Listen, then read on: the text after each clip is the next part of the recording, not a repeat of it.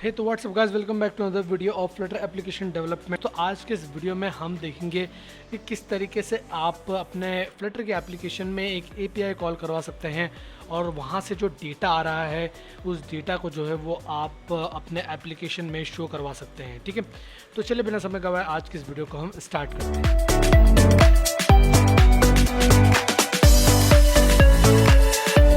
दोस्तों यहाँ पर मैंने एक एप्लीकेशन क्रिएट कर लिया है। एक सिंपल सा एप्लीकेशन है, एम्प्टी एप्लीकेशन, जहाँ पर सिर्फ हेलो वर्ल्ड लिखा हुआ है।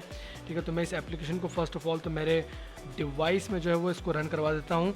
और ये मैंने F5 दबाया और ओके, मुझे मेरा डिवाइस कनेक्ट करना पड़ेगा, तो मैं डिवाइस कनेक्ट करके और मेरा एप्लीकेशन को रन करवाता हूँ और उसके बाद दोस्तों हम आगे बढ़ते हैं। ओके, यहाँ पर दोस्तों मेरा एप्लीकेशन जो है वो रन हो चुका है।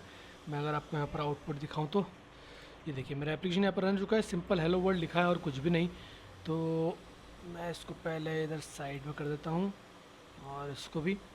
ठीक है, सो अब हमें क्या करना है दोस्तों, यहाँ पर एपीआई कॉल करनी है। तो एपीआई कॉल करने के लिए फ़र्स्ट ऑफ ऑल तो हमारे पास में एक एपीआई होनी चाहिए। ठीक है, तो उसके लिए दोस्तों आप यहाँ पर आ जाइए इंटरनेट पर और यहाँ पर सर्च कीजिए Jason place holder. Jason place holder दोस्तों एक फ़ेक एपीआई है जिसको आप यूज़ कर सकते हो। अगर आप जब सीख रहे हो तब उस चीज़ के लिए आप यहाँ पर जेसन प्लेस होल्डर का इस्तेमाल कर सकते हो। और जेसन प्लेस होल्डर एकदम फ्री जो है वो एपीआई है। अगर मैं इसके गाइड पे जाऊँ तो मुझे यहाँ पर दिख रहा है कि किस तरीके से मैं यहाँ पर कॉल कर सकता हूँ चीज़ों को और मुझे किस तरीके से डेटा जो है वो रिटर्न करता है। ठीक है, तो हम इस एपीआई का यूज़ करेंगे और इस एपीआई का यूज़ करके डेटा को फेच करेंगे। ठीक है, सो हाँ, तो अब हम यहाँ पर आते हैं और यहाँ पर आने के बाद में अब हमें चाहिए भैया, हमने चलो बैकएंड तो हमारा बन गया, शेफ हमारा रेडी है। अब हमें क्या चाहिए, वेटर चाहिए। तो वेटर के लिए दोस्तों आप यहाँ पर एक नई टैब ओपन करें, सर्च करें HTTP और डार्ट। HTTP डार्ट आप सर्च करेंगे तो आपको सबसे पहला पैकेज मिलेगा pub.dev पे। ठीक है, इस पर आप क्लिक करें और यहाँ पर दोस्तों खुलेगी HTTP की पेज की साइट। यहाँ पर आपको दिख रहा है इसके लाइक्स कितने हैं। ठीक है, 7500 एंड पॉपुलैरिटी 100%। ठीक है, तो मतलब काफ़ी पॉपुलर और काफ़ी ज़्यादा यूज़ किए जाने वाला ये पैकेज है। तो इसको आप कॉपी कर लीजिए इसके नाम को एंड देन उसके बाद में एक्सप्लोरर में आइए, pubspec.yaml में आइए और यहाँ पर डिपेंडेंसीज के नीचे आप जो है वो इसको इस फ्लटर की लाइन में कॉपी पेस्ट कर दीजिए। कॉपी पेस्ट करने के बाद में आप यहाँ पर इसको डाउनलोड्स पर क्लिक कीजिएंगे तो डाउनलोड्स पे लग जाएगा और आपका HTTP का जो पैकेज है वो आपके एप्लीकेशन में इंस्टॉल हो जाएगा। ठीक है, तो ये यहाँ पर हमारा एप्लीकेशन इंस्टॉल हो रहा है। यहाँ पर आपको दिख रहा है कि यहाँ पर हमारा एप्लीकेशन हमारा जो पैकेज था वो इंस्टॉल हो चुका है। ठीक है, तो ठीक है, बढ़िया, हमारा एग्ज़िट हो चुका है। अब हम यहाँ पर इस पैकेज का इस्तेमाल कर सकते हैं। वो हम लिखेंगे import HTTP। ठीक है, पैकेज HTTP/http.dart और एज HTTP। ठीक है, तो इस तरीके से आपको HTTP को इंपोर्ट करना है। ठीक है, हमने HTTP पैकेज को इंपोर्ट कर लिया। अब हम चाहते हैं कि हम उसको यहाँ पर कॉल करवाएं। तो कॉल करवाने के लिए दोस्तों हम यहाँ पर एक नई क्लास क्रिएट करते हैं। मैं एक नई स्टेटफुल क्लास क्रिएट करता हूँ क्योंकि यहाँ पर मुझे मेरी स्टेट चेंज होगी। जैसे ही मेरा डेटा आएगा तो मेरा जो है वो मेरा एप्लीकेशन थोड़ा सा रिफ़्रेश होना चाहिए ताकि डेटा वहाँ पर जो फेच हुआ है वो दिखे। तो इसलिए मैं यहाँ पर स्टेटफुल विजिट का इस्तेमाल कर रहा हूँ। तो मैं लिख रहा हूँ STFUL और एंटर मारूंगा तो मेरे यहाँ पर स्टेटफुल विजिट क्रिएट हो जाएगी और मैं इसका नाम रख देता हूँ होम पेज। ये मैंने इसका नाम होम पेज रख दिया। देन उसके बाद में मैं यहाँ पर चाइल्ड में मतलब होम में इसके फोल्ड की जगह पर होम पेज को कॉल करवाऊँगा। ये करवाने के बाद में दोस्तों मैं यहाँ पर एक प्लेस होल्डर की जगह इसके फोल्ड क्रिएट करूँगा। इसके फोल्ड इसमें पास कराऊँगा एक बॉडी में पास कराऊँगा दोस्तों मैं एक सेंटर विजिट के चाइल्ड में पास कराऊँगा मैं एक कॉलम के चिल्ड्रन में दोस्तों मैं पास कराऊँगा एक टेक्स्ट और फेचिंग डेटा। ठीक है, ये फेचिंग डेटा नाम का हमने एक चिल्ड्रन बनाना था, मुझे चिल्ड्रन के अंदर से पास करना है। चिल्ड्रन बना लिया और इसके बाद में यहाँ पर ऊपर एक स्ट्रिंग डेटा नाम से दोस्तों मैं एक वेरिएबल बना रहा हूँ जो कि शुरुआत में खाली रहेगा। ठीक है, एक एम्प्टी स्ट्रिंग रहेगी या फिर हम यहाँ पर लिख देते हैं कि फेचिंग, या फिर हम यहाँ पर एक काम करते हैं इसको खाली छोड़ देते हैं। ये खाली छोड़ दिया और इसके नीचे एक टेक्स्ट लिख दिया जहाँ पर हमारा डेटा आएगा। तो जो भी हमारा एपीआई से डेटा आएगा उस सारे डेटा को हम इस वेरिएबल में स्टोर करेंगे एज ए स्ट्रिंग फॉर्मेट में। ठीक है, अगर मैं अभी एप्लीकेशन को हॉट रीस्टार्ट करूँ तो आपको यहाँ पर फेचिंग डेटा लिखा हुआ आएगा और कुछ भी नहीं। तो रीस्टार्ट हुआ, एप्लीकेशन फेचिंग डेटा लिखा हुआ आ रहा है। इस कॉलम में मेन एक्सिस अलाइनमेंट सेंटर कर देते हैं, main axis alignment, main axis alignment dot centre, और इसको कर दिया हॉट रीलोड। तो ये सेंटर में आ गया और डेटा के नाम पे हमारे पास में कुछ भी नहीं है। तो चलिए अब डेटा को कॉल करवाते हैं। तो डेटा को कॉल करवाने के लिए दोस्तों मैं इस ओवरराइड के ऊपर एक फंक्शन क्रिएट कर रहा हूँ। मैंने यहाँ पर फंक्शन क्रिएट करा, लिखा फेच डेटा, फेच डेटा नाम से एक मैंने खाली फंक्शन क्रिएट कर दिया। अब इसके अंदर दोस्तों मैं लिखूँगा HTTP, ठीक है, HTTP और डॉट गेट, ठीक है। तो दोस्तों यहाँ पर API कॉल में अलग अलग टाइप की मेथड्स होती हैं, गेट, पोस्ट और भी काफ़ी सारी मेथड्स होती हैं। तो गेट का मतलब होता है दोस्तों कि यहाँ पर आप डेटा को फेच कर रहे हैं, ठीक है, API से फेच कर रहे हैं, आप कुछ भी भेज नहीं रहे डेटा, तो इसलिए आपको यहाँ पर गेट मेथड का यूज़ करना पड़ता है।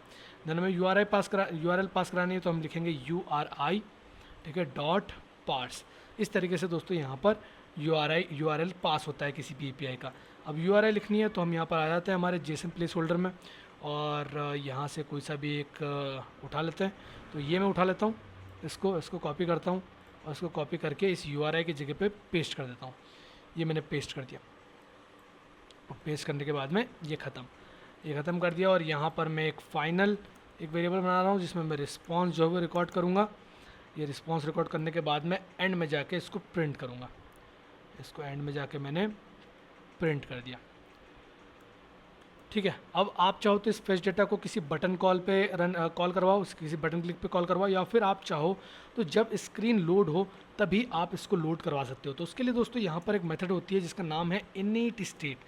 अब जैसे ही आप इनिट लिखोगे ना, आप EINI, तो देखो आपको यहाँ पे सेशन आ जाएगा। इस सेशन पर आप जैसे क्लिक करोगे तो एक फंक्शन बन के आ जाएगा। तो दोस्तों इनिट स्टेट एक ऐसी मेथड होती है जो जब आपका पेज जब बनता है, रेंडर होता है, तब ये रन होती है, ठीक है। जब भी आपका पेज बनेगा, नया एकदम न्यू पेज बनेगा, तब भी आपकी इनिट स्टेट रन होगी। तो यहाँ पर सुपर डॉट इनिट स्टेट के नीचे आप फेच डेटा को कॉल करवाइए, और फेच डेटा को कॉल कराने के बाद में जैसे ही मैं मेरे एप्लीकेशन को एक बार रीस्टार्ट करूँगा तो मेरे टर्मिनल में या फिर डिबग कंसोल में डेटा आना चाहिए। तो एप्लीकेशन रीस्टार्ट हुआ और एक हमें यहाँ पर दिख रहा है इंस्टेंस ऑफ फ्यूचर रिस्पॉन्स, ठीक है। ये बोल रहा है कि इंस्टेंस ऑफ फ्यूचर रिस्पॉन्स मिल रहा है, बोल रहा है कि फ्यूचर में कुछ यहाँ पर जो है वो डेटा आ सकता है, बाकी अभी तो मुझे कुछ नहीं आया, ठीक है। क्योंकि अगर यहाँ पर डेटा आता तो ये इंस्टेंस ऑफ रिस्पॉन्स बताता, बट इसने इंस्टेंस ऑफ फ्यूचर रिस्पॉन्स बताया, मतलब कि यहाँ पर कुछ डेटा आ सकता है बट अभी नहीं आया है, वो फ्यूचर में आएगा, ठीक है। बट हम चाहते हैं कि नहीं, ये तुम प्रिंट तभी करो जब ये जो है वो डेटा फेच कर ले। तो उसके लिए दोस्तों आपको यहाँ पर वेट करना पड़ेगा। तो हम लिखेंगे अवेट, हम बोलेंगे कि यहाँ पर इसके लिए वेट करो, ठीक है। और अगर आपने इसको अवेट लिखा है तो आपको यहाँ पर इसको एसिंक बनाना पड़ेगा, इस फंक्शन को एसिंक बनाना पड़ेगा। अब अगर मैं इस पेज को हॉट रिस्टार्ट करता हूँ तो अब देखो यहाँ पर रीस्टार्ट एप्लीकेशन हुआ, और रीस्टार्ट एप्लीकेशन के बाद में देखो इंस्टेंस ऑफ रिस्पांस देखने को मिल रहा है। मतलब ये बोल रहा है कि फ्यूचर में नहीं, अब इसने रिस्पांस रिटर्न कर दिया, बट आपने देखा कि थोड़ा सा लेट करा, थोड़ा सा टाइम लगता है यहाँ पर रिटर्न करने में। तो वही टाइम के लिए हमें यहाँ पर अवेट कराना पड़ता है, वरना ये फ्यूचर में रिटर्न कर देता। तो हमें यहाँ पर रिस्पॉन्स मिल गया है। अब अगर इस रिस्पॉन्स को हमें चाहिए तो इस रिस्पॉन्स को मैं कन्वर्ट करता हूँ, ठीक है। इस रिस्पॉन्स में डॉट लगा के इसकी बॉडी को प्रिंट करता हूँ।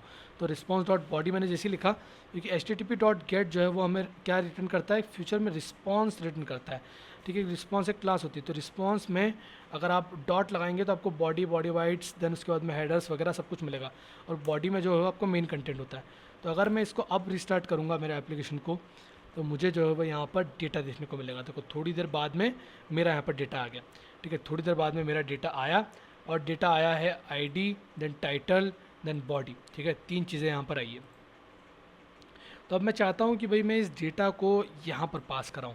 तो इस डेटा को यहाँ पर पास कराने के लिए मैं इस एसिंक के अंदर जो है वो कॉल करूँगा, या फिर मैं इस एसिंक के यहाँ पर कॉल करता हूँ डेटा को, ठीक है। Data is equal to response dot body में यहाँ पर असाइन कर देता हूँ, और ये रिस्पॉन्स डॉट बॉडी असाइन करने के बाद में एक बार सेट स्टेट को कॉल कर लेता हूँ।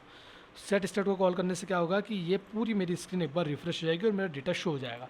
तो मैंने इसको करा हॉट रीस्टार्ट,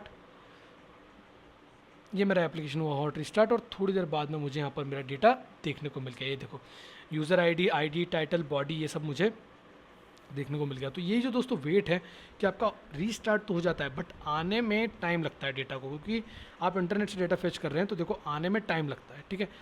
एक दो सेकंड का डिले आता है। हो सकता हो कि डिले ना भी आए, बट फिर भी जो कुछ भी टाइम लगता है, क्योंकि एप्लीकेशन में जब आप कोड करते हैं तो काफ़ी तेज़ी से एग्जीक्यूशन होता है। ऐसा नहीं है कि यहाँ पर आता है देन 1 सेकंड के लिए रुकता है, देन थोड़ी देर देख के जाता है कि भाई आगे सब ठीक है कि नहीं। वो यहाँ पर ये रन हुआ, देन उसके बाद में ये लाइन रन हो जाएगी। एकदम माइक्रो सेकंड्स में सारा काम होता है, ठीक है। तो काफ़ी फास्ट प्रोसेसर है, ठीक है। तो उसको आप कंपेयर मत कीजिए कि वो इंटरनेट पर और फास्ट प्रोसेसर है और स्लो इंटरनेट है, ठीक है। तो इंटरनेट स्लो है प्रोसेसर से, ये तो है। तो इंटरनेट गोली जैसा चलता है और आपका नेटवर्क जो है वो भागने जैसा, तो गोली तो तेज़ी होगी, ऑब्वियस सी बात है। तो इसलिए हम जो है वो यहाँ पर अवेट का इस्तेमाल करते हैं। हम गोली को बोलते हैं भैया रुक जा, पहले भाग लेने दे, उसके बाद में लगना, ठीक है। तो इसलिए यहाँ पर अवेट का इस्तेमाल किया जाता है। और इस तरीके से आपने यहाँ पर अपने एप्लीकेशन में पहली बार जो है वो यहाँ पर डेटा को फेच कराया। आप ये डेटा फेच जो है वो किसी बटन क्लिक पे भी कर सकते हैं।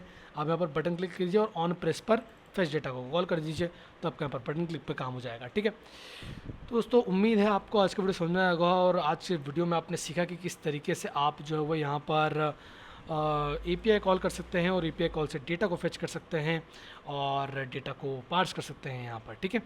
और इसके अलावा भी दोस्तों काफ़ी सारी APIs हैं। मैं चाहता हूँ कि आप ट्राई करके देखें, अलग अलग टाइप की APIs हैं यहाँ पर, और पोस्ट एंड उसके अलावा भी काफ़ी सारी APIs है। और अगर आप सर्च करोगे इंटरनेट पर जाकर डमी API अगर आप सर्च करोगे तो आपको काफ़ी सारे अलग अलग प्लेटफॉर्म्स मिलेंगे। तो मैं चाहता हूँ कि आप एटलीस्ट 5 जो है वो APIs ट्राई मारे, डमी APIs जो आपके API प्रोवाइड करेंगे, और वहाँ से डेटा फेच करके अपने यहाँ पर प्रिंट करवा के देखिए कि क्या क्या रिटर्न में रिस्पॉन्स आ रहा है, ठीक है। आपको अगर इमेज चाहिए तो आप यहाँ पर डमी इमेज API सर्च कीजिए। डमी इमेज API सर्च करेंगे तो आपको यहाँ पर डमी इमेज API मिल जाएगी। अगर आपको वीडियो चाहिए तो डमी वीडियो API आप यहाँ पर सर्च कीजिए, तो आपको डमी वीडियो API मिल जाएगी। सारी टाइप की आपको डमी APIs मिल जाएगी। आप जाइए और एक बार टेस्ट करके देखिए। और यहाँ पर तो मैंने सिर्फ स्ट्रिंग में डेटा को चेंज करा है। आप चाहें तो यहाँ पर इमेज वीडियो वगैरह जो चाहे वो यहाँ पर फेच करवा सकते हैं। तो आप एटलीस्ट 5 APIs को कॉल कराइए, तो आपको यहाँ पर सारी चीज़ें एकदम क्लियर हो जाएंगी। तो दोस्तों फिलहाल के इस वीडियो में इतना ही, और मिलेंगे आपसे नेक्स्ट वाले वीडियो में, जहाँ पर हम बनाएंगे एक नया प्रोजेक्ट, एक नया एप्लीकेशन हमारे HTTP पैकेज का इस्तेमाल करते हुए। तो मिलूंगा आपसे नेक्स्ट वाले वीडियो में, तब तक के लिए बाय बाय।